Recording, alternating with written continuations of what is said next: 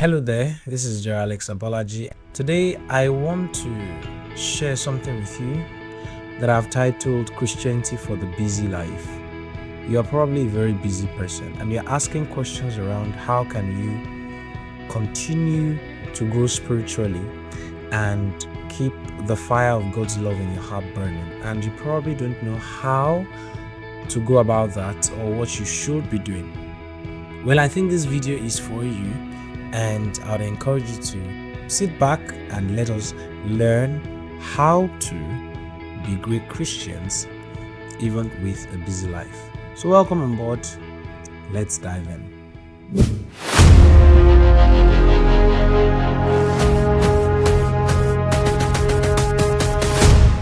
A couple of months ago, I was teaching a small group of folks at church, and I asked them a question: do they think that our church is a place that busy people can attend?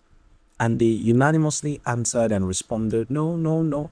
And I wondered for a bit why they didn't even, take a minute to think about it. They were very expressive with how they thought our church was not for busy people, likely because of the, activities, the requirements, and how seriously we take discipleship and all of that. But it has brought me to, prepare this teaching, which I taught at church, so you can get the full version of whatever it is I'll be saying here from our teachings library. That is also going to be available in this video. So the goal of the teaching essentially is to bring everybody who is busy to a point where they know how to navigate around the terrains of their busyness, and also for the church to make room for busy people to ensure that they are growing consistently even in the midst of their engagement. So let me start by defining what busyness is. Busyness is a state of being actively engaged in many tasks or activities. It means being involved with numerous things, having one's calendar filled with commitments, tasks, and demands. Now, the truth is everyone is actually always doing something. Whether you're sleeping or you're eating or you're playing football or you're talking with someone, everyone is doing something. And that's why I guess our parents usually, scold us by making the statement, you were busy doing nothing. Actually, busy doing nothing means you were busy doing something unproductive. So we're always doing something, right? But the focus of this explanation is not for someone who is just busy doing something unproductive here and there. It's actually for people who are busy, whether with their jobs or raising a family or something else that is productive. Now, I'd like to start from, this text, Luke chapter 10 and verse 38.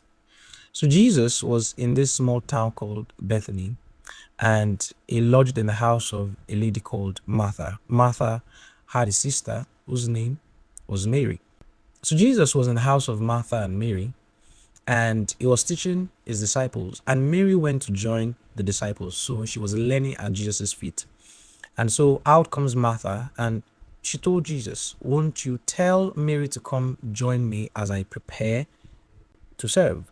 All right. Or as I'm, making ready this and that. And Jesus Christ responded to Martha, saying that, Martha, you are encumbered with so many things, but only one thing is needful, and it is that which Mary has chosen. So Jesus is interested in what we are busy with. But it's important to understand that it is not everything we are busy with that he will praise. And we're going to get to this shortly. Jesus instructs, the Bible teaches us that work is important. Work is a necessity. In fact, scriptures teach that if a man does not work, he should not eat. And if he does not eat, certainly he's going to die. So it means as a part of the sustenance of life, work is essential. But then, the moment whatever it is we are doing becomes a distraction against our focus on the one thing that truly matters, then it becomes uncelebrated by Jesus himself. Now, when I taught this at church, I asked folks at church a question, and I said, do you think that if what Martha was doing was she was cooking in the kitchen, do you think Jesus would eventually eat that food? And I think yes, he certainly would. But it doesn't change the fact that only one thing is important, right? Or one thing is needful. which is to learn his word and to be at his feet, feeding spiritually as opposed to preparing to feed naturally. So it means that what you're busy with matters to Jesus. And we all have 24 hours, right? Somehow, interestingly, that's God's gift to everyone, and no one has more of it than anyone else. We all equally have 24 hours to spend every day. And it means that learning to steward it wisely is essential. Learning to make proper use of time is essential. You find that one of the greatest challenges that people have, especially students, young people, is usually around time management. I would usually find young people, students ask me questions, how do I balance my work with God with my school activities? Or for someone who is running a business or working a tight job, how do I balance my work with God with these other things that I'm engaging with, which are in actual fact legitimate things? And to that, I always answer that, you see, what you're desiring is actually nearly impossible, right? What you should be seeking is not a balance, but what you should be seeking is knowing how to prioritize. So prioritization is what is obtainable. A balance might not necessarily be obtainable. So it's important to keep that in mind. Now, we also cannot deny the fact that we are not all free to the same measure. And when I say free, I'm talking about time. We do not have equal amount of free time. Now, there's some people who work jobs from 8 a.m. to 6 p.m. There's some other people who work jobs from 8 a.m. to 2 p.m. Now, the amount of time that each person has to spare might not necessarily be the same. But you see, many people think that what they need is more free time. And it's understandable why people think so, because of course you can use your free time to pray, use your free time to study the Bible, use your free time to listen to a teaching. But understand something. Jesus is not interested in your free time. Jesus is interested in your all the time. Now I'll say that again. Jesus' interest is not just in your free time. He's interested in your all the time.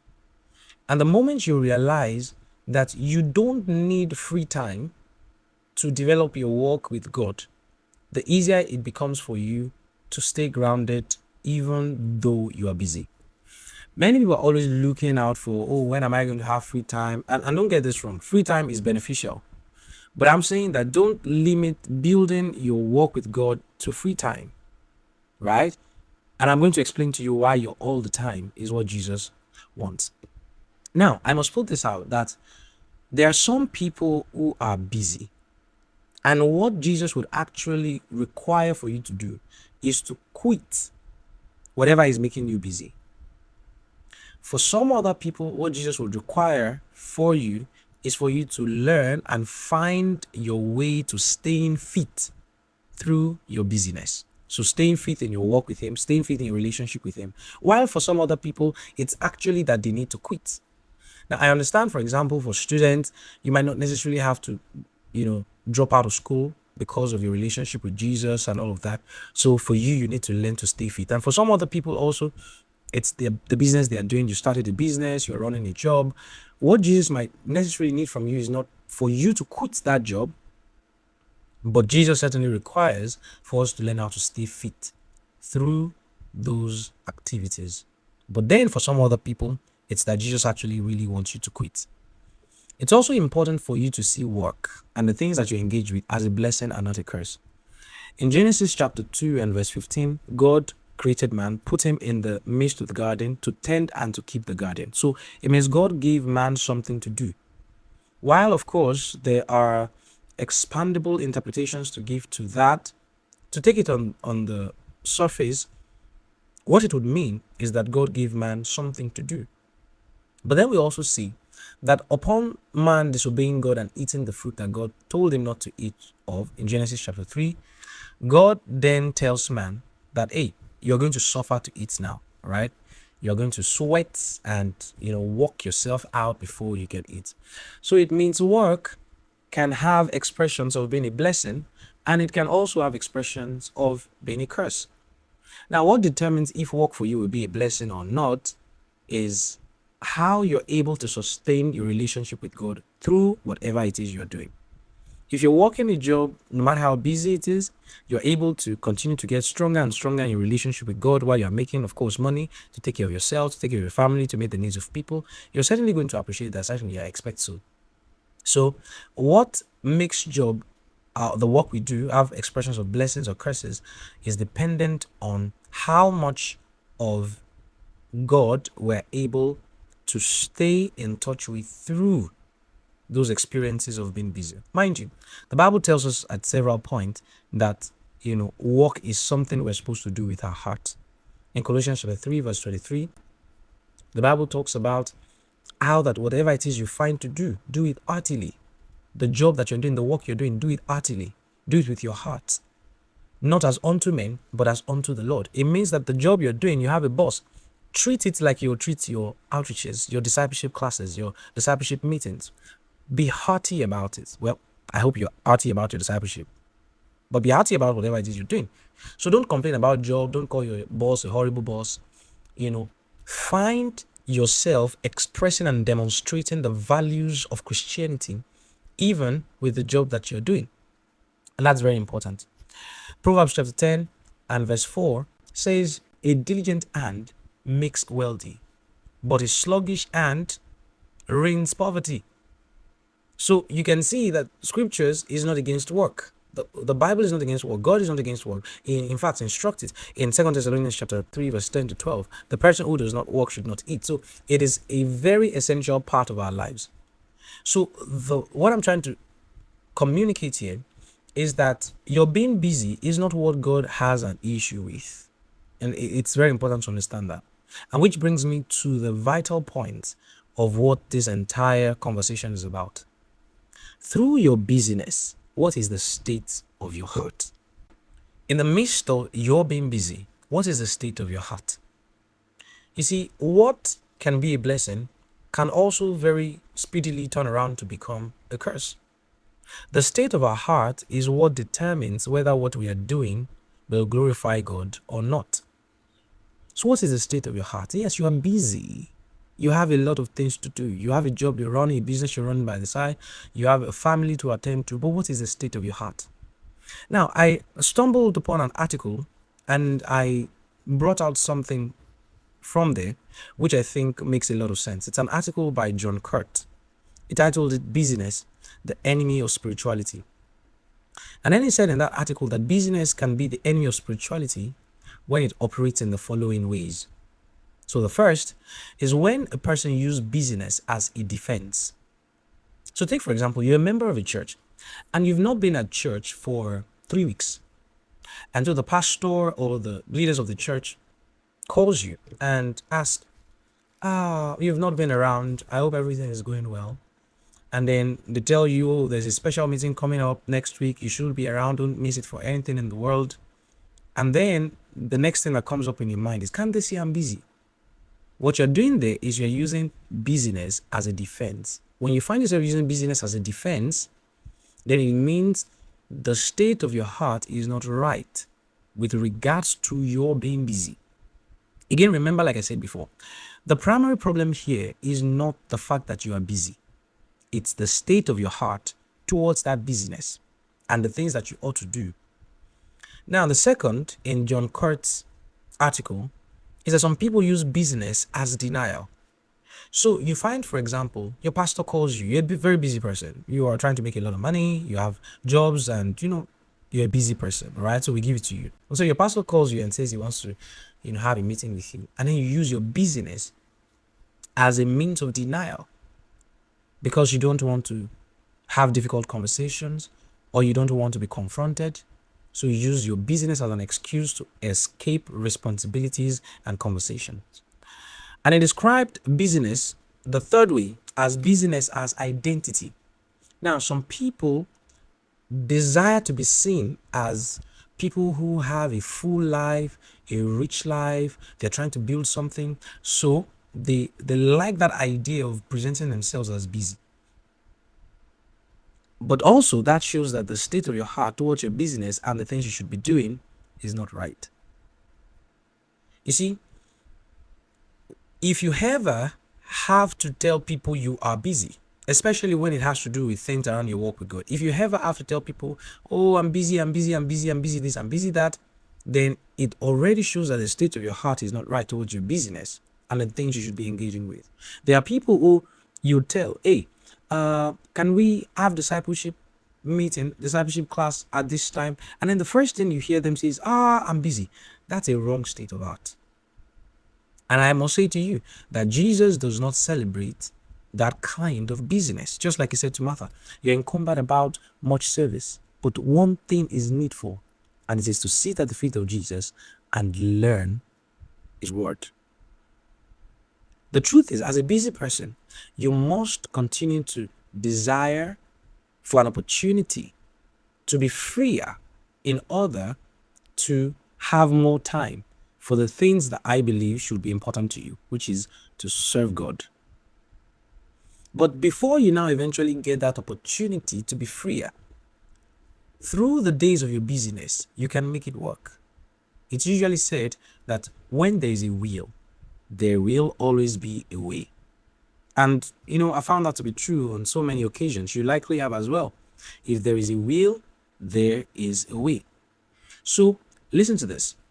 Having that desire to serve God through your business and to, of course, equally desire to be free in order to be able to serve God better must be something that is sustained in your heart. It is first and primary.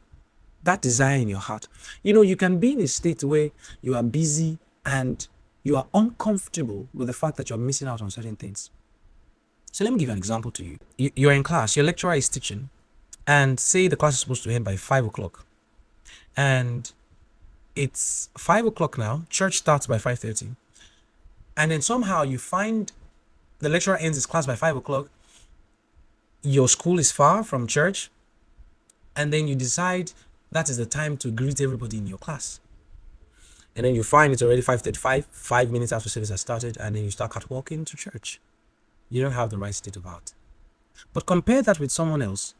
Immediately the lecturer finishes his class, he zooms out of the class and runs to catch a bus in order to meet service as early as he possibly can. That is the right attitude. Because, and sometimes people look at that and say, oh, is church a cult? Must you run? The honest truth is, we all say this, that where 2 or 3 are gathered, Jesus is there. And so we believe that Jesus is already at the meeting. And then you catwalk there. That's not consistent with someone who has the right heart. And so the point I'm trying to make here is that through your business, you need to have the right state of mind. And that's primary. And that is very key. You see, you can be busy without using it as a defense. You can be busy and not build walls around yourself using your business. So you also have to understand this, that as a busy person, if others are walking, you have to run. It means there is a greater demand on you. You have to make more sacrifices. And I'm saying that the person who has the right heart will not consider these things out of place. This is really how you'd approach things, because you consider that you're not free like every other person. You're not free like that tech bro that works from home. Well, I'm not trying to say that tech bros are not busy, but of course you get my point. So you just have to do what needs to be done. Go the extra mile in order to ensure that you're able to get things done. Now, before I go on to tips, practical tips that you can employ as a busy person, there are people who say things like, God understands now, right? Listen, the moment you have to say God understands, then I submit to you that God does not really understand. The moment you have to make that statement, even God understands, well, I'm saying to you, then for you, God no longer understands. Because many times people hide under the cloak of what they think about God to excuse themselves from the responsibilities they are meant to take. One of the things that scares me the most is putting God in a position where he's seeking your attention. It's a very, very, very troubling state to be in, where you put God in a position where he's more or less seeking your attention. No, we should give him our attention. God should not be thought of to be in that position where he's seeking our attention. He created us. Every single part of us, our lives are made by him and for him. He should not be seeking our attention. We should give our attention to him. And so here, I want to give 5 relevant tips on how, as a busy person, you can sustain your walk with God and ensure that you're continuously growing and improving, developing in your relationship with Jesus. And I hope that you find these tips helpful. The first thing is praying on the go. Praying on the go simply means that you are praying everywhere you find yourself and every time it occurs to you that you have a desire in your heart. Now, praying is giving expression to desires we have on our heart. And this is something we can do anywhere and anytime.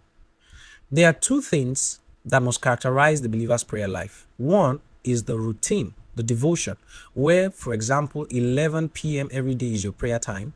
Maybe you pray from 11 p.m. till 12 a.m. And that's totally fine. That's one characterization. But the other characterization, which many believers miss out on, is what I call praying on the go. It means on your way to work, you're praying. On your way back from school, you are praying. You are washing your clothes, you are praying. You are cooking, you are praying. Prayer is something that should always be with the believer. And this might just be what you need. And in all honesty, there are some people who will not be able to deliberately sustain praying for 3 hours every day, but you can actually have a cumulative 3 hours praying every day if you embrace praying on the go. And that might just be what you need to keep yourself activated and alive in your walk and relationship with Jesus. Moreover, Scripture teaches to pray all the time. 1 Thessalonians 5 and verse 17, pray without ceasing. Romans chapter 12 and verse 12, be instant in prayer. Luke 18 and verse 1, Jesus gave a parable to this end that made ought always to pray and not faint. Ephesians 6 and verse 18, praying always with all prayers and supplications in the Spirit. So the Bible teaches us to pray at all times, and praying on the go is really one way to engage praying without ceasing. Now that's the first thing. The second thing is replace movies and social media with listening to teachings or reading your Bible. You know, no person can spend a cumulative amount of 2 hours on social media every day and claim to be busy, too busy for God. You can't. An average young person today spends hours upon hours on social media every single day. That kind of person cannot claim to be too busy for God. You have that time. You simply are not using it right. So you find out that sometimes you find yourself in a loop where you're just scrolling and scrolling and scrolling and scrolling. You have to be able to tell yourself, hey, man, pause it. Don't scroll anymore. Open your Bible app. Read a chapter of the Bible. It takes deliberateness and intentionality. How about movies? Movies these days, they're usually somewhere around 1 hour 30 minutes into 2 hours 30 minutes. If you're not watching a series, that time is there. But many times it's just that we do not have the strength and willpower to say no to those things and say yes to the things that will actually help us to be stronger in our walk with God. So are you really busy, or you are using your time for other things that are not helping you in your walk with God? The third thing I have here is practice the presence of God. Practice the presence of God. You want to maintain a consistent walk and a consistent fire for God in your heart. Practice the presence of God. What that means is carrying God with you everywhere and carry the consciousness of God with you everywhere. There's some people, the only place where they minister to other people is during church services. That's the only time they get to give a word, minister to someone else. You cannot be like that. What's your workplace for? What's your classroom for? Everywhere you interact with people is a place for you to preach the gospel and minister the things of the Spirit. And you find the reason why many people feel too dry and empty is because they limit and restrict their walking in the things of the Spirit to church gatherings. No, you need to take it to work. Your classmates, that's likely going to be the door that you are going to walk through to be able to get the gospel to them. Minister to them. Preach the gospel at work. Preach the gospel to your classmates. These are things that help us to stay alive. And praying on the go is also going to help you to practice the presence of God everywhere you find yourself. The fourth thing is you must learn to take time off intentionally. This requires deliberateness with, really taking time off. I mean, if you work a job, you likely have 15 days of the year to yourself. That's an opportunity for you to dedicate time to refiring, to reflecting, to retreat. Those are times to take for such purposes. And you have to be intentional about this. Listen, Jesus did this. After, doing a lot of work, there would usually be a time that Jesus would retreat, just to be with the Father, just to spend time with the Father in prayer. So you must also learn to do that. People talk about all work and no play makes Jack a dull boy. But listen, all work and no praying makes you dull spiritually as well. So you have to learn to take that time off to just spend time building yourself, reflecting, and, just refiring. And the last thing here, which is the fifth thing, is generally in life, you have to learn to seek depth and not just volume. A lot of people think that it is in the lot that they do that they're able to make money. Now, the bulk of our business revolves around making money, actually. Yeah, there's some people who are busy with, raising a family and things like that. But a lot of people, their business revolves around making money. You have to understand that it is not in volumes. It is in the depth. And that's why you have to improve yourself personally so that, you can engage your God-given intelligence to know how you can make more money without having to burn more time. In fact, one of the marked difference between wealth and riches is the amount of time available to you. You cannot claim to be a wealthy person if you have all the money, but you have no time. You are rich, but you're not wealthy. So it's very important to keep that in mind. You see, no matter what you're doing, there are people who are investing less time and are making more money. That's what you should also aim at and drive at. So, having something to do, having work to do is a blessing. But it ceases to be a blessing if you start using it as an excuse against consistently walking with Jesus. Because, like I said at the beginning, Jesus does not celebrate, nor does he praise every form of busyness. So it's very important that you choose what you're going to be busy with. Listen to this. Every pilot, for example, you can have a pilot who is a member of a church and he has to fly to Singapore on a Sunday morning. You can have a doctor who is going to be on call for a week. Some of these things are trappings of busyness, but it's very important that both the pilot and the doctor know how they should continue to feed their hearts with God's word, even through those moments of being, for example, away from the church. A pilot who is flying for 6 hours at least has 4 hours to keep the plane on autopilot. What should the pilot do with that time? Listen to a teacher. Pray. What about the doctor? Pray on the go. These are important things that we must learn to apply ourselves to. Because you see, the devil is happy if we can get ourselves encumbered with everything else apart from studying the word, praying, fellowshipping with believers, and investing in things that make for spiritual development. But we must not give him room for that. And so I say to you, you can be busy and still have a healthy walk and relationship with God. Learn to pray on the go. Replace social media time, movies time with listening to teachings. Be deliberate and be intentional about it. But most important of all the things I've said to you is for you to have the right state of heart. Never use your busyness as an excuse. Never use your busyness as, the definer of your identity. Don't use your busyness as denial. Through your busyness, ensure that you're doing everything you can to build your walk with God consistently. So I hope I've been able to share one or two things with you that will help you through your busy life to ensure you're maintaining a consistent walk with God. My name is Jerr-Alex Abolaji. And like I said, this is an abridged version of a longer sermon that I preached in church recently.